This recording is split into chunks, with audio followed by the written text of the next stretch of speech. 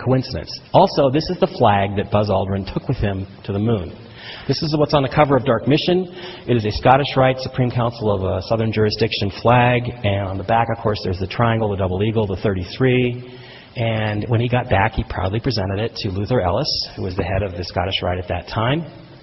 And he was greeted there by some other guys. This is Kenneth S. C. Fred Kleinknecht Jr. His brother was Ken Kleinknecht. Ken was the head of Project Mercury, Project Gemini, and Project Apollo for NASA. So you have a guy whose brother eventually became the head of the Scottish Rite in the United States, was running the Apollo programs where all of this weird Masonic esoteric stuff took place. Ken was also worked for one of the two direct single points of contact between NASA and the DoD. Here is C. Fred Kleinknecht welcoming Buzz to the House of the Temple. Here's C. Fred with President Reagan. Very important guy. And here's the official crew portrait of Apollo 11. And most people, most of the time they show you this, they crop it off right about here, because what Buzz is wearing is his Masonic signet ring. And Buzz was married, and I don't think his wife was too happy with the fact that when he went to the moon, he wasn't wearing his wedding ring, he was wearing his Masonic ring. And in fact, he still wears it today, and he's also divorced. So, number one, I don't think was too happy about that. So you have all these connections. The only thing that doesn't make a lot of sense at this point for us is this 19.5, which sort of implies tetrahedrons and hyperdimensional physics and all that stuff. But what we eventually found was is that as you went through the different major events in NASA, here is the Apollo 12 landing site, which, remember, they already had picked out because they were going to land there because Surveyor 3 was there, with Orion right in the very sacred Egyptian position, right on the horizon. Apologize for the graphic, but it's badly compressed. Ranger 7, the very first mission to the moon, we went back and looked at that. The first mission America ever sent to the moon. When it launched from Cape Canaveral, the moon was 33 degrees below the horizon. But again, the Egyptians understood astronomy well enough that it didn't matter to them whether these things were above or below the horizon. They still knew where they were. Here's the actual Ranger 7 impact site. One of the belt stars of Orion is right at 19.5 degrees. And what happened was, as we started looking at stuff, the Apollo 8 lunar orbit insertion, we found these alignments at either the meridian, the horizon, at 19.5 or 33 degrees, over and over and over again. And in fact, it's got to the point where there's literally, we've got hundreds of them. So we stopped even bothering. We had an expert on probabilities do a study, and she said the odds of all these being coincidence are about 19 billion to 1. Now, even if she's 99.999% wrong, it's still 19 million to 1 that this stuff is all just coincidence.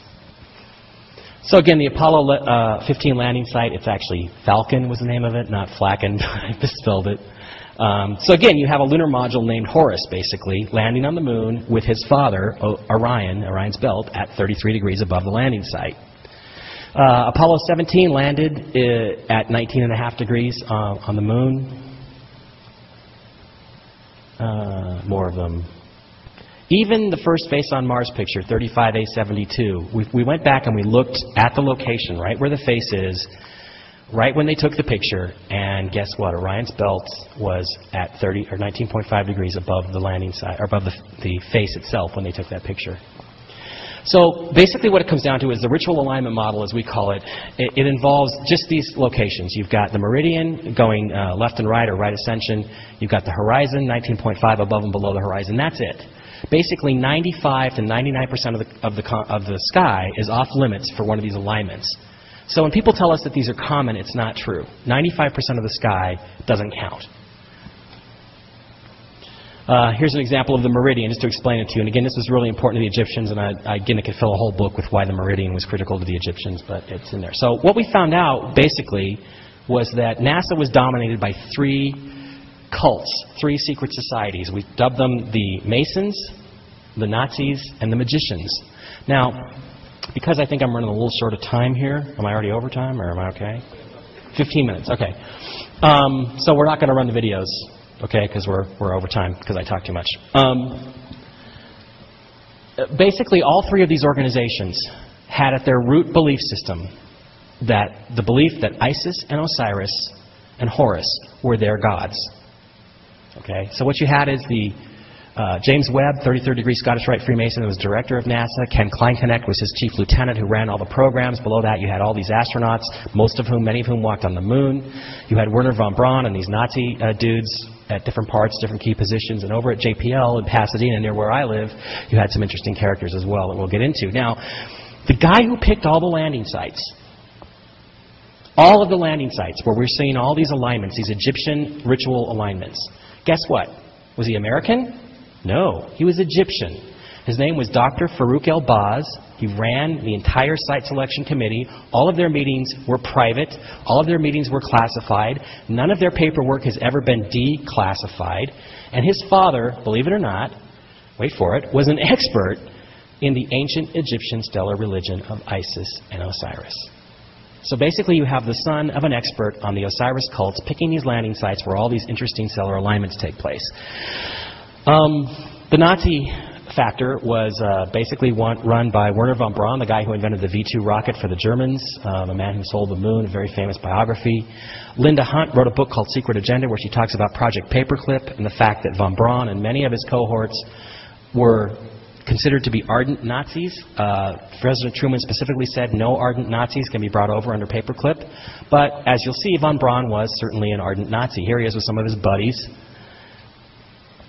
Here he is with Der Fuhrer himself in 1938. We can all tell the mustache there. And there's von Braun, a close-up of him. Again, I apologize for the quality of the pictures, but they're taken off television, so it's hard to get really good cuts of them.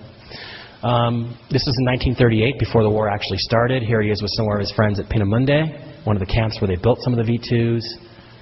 And here he is as he was captured later on by the Americans.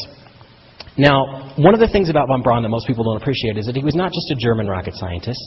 He was not just a Nazi rocket scientist. He was a member of the SS. The SS was, guess what, a secret society who believed that they were descended from Atlantis and the gods of Atlantis were Isis and Osiris and Horus and so on and so forth. And the real proof of this is that there's a picture of von Braun at his SS induction ceremony attended by none other than the Reichsfuhrer, Heinrich Himmler, the number 2 man in Nazi Germany, who was also his close personal friend. Here's a close-up version from the Biography Channel documentary on von Braun. Nobody argues that this is Wernher von Braun. So he was a member of the SS, a secret society which was dedicated to the occult study and worship of Isis and Osiris. We'll skip over this. This is the book. Dr. Nicholas Goodrick Clark from Oxford wrote a great book called The Occult Roots of Nazism. He explains Madame Blavatsky, all the stuff, some of the stuff you heard about earlier, basically how all the Aryan cults became the SS and got roots in Nazi Germany. Well, that's really interesting because it turns out that we landed on the moon with Surveyor 3, remember where Apollo 12 came back later on, the Pinpoint for Science thing, on April 20th, 1967. There's Surveyor 3. Here's the Apollo 12 astronaut. I think it's Pete Conrad. Walking up to Surveyor 3, there's a lunar module in the background. And that date, April 20th, happens to be Adolf Hitler's birthday. Okay? Guess what? Later on, they landed on the moon with Apollo 16 on April 20th, 1972. And the lunar module was named Orion. So basically you had a lunar module named Osiris landing on Adolf Hitler's birthday on the moon with, guess what, Sirius, Osiris's wife and consort at 33 degrees below the horizon. So you had a lunar module Horus, a lunar module Osiris. This is Dr. Vannevar Bush, who brought a lot of these guys over. I don't have time to go through this because we're running out of time. Dr. Donald Menzel is associated with MJ12. At any rate, this basically says that they were able to have put together a computer that could have figured all this stuff out for them. And again, it was Freemasons who created this computer. As you can see, von Braun made no attempt to disguise his Nazi sympathies. Here he is with a bunch of his buddies at Fort Bliss, Texas. There's a swastika right on the Billy the Kid saloon there that they used to hang out. It looks like a flying saucer with a Nazi swastika on it. The one and only test complex where they tested the V-2s when they got back was Launch Complex 33. By the way, we're at about 33 1/3 degrees latitude right here in Roswell, aren't we? Does anybody know, is the ranch where the crash took place, is it south of here or north? Anybody know? What? North. It's north? So close to 33 degrees, but not exactly. I would have been more impressed if it had been south, but okay.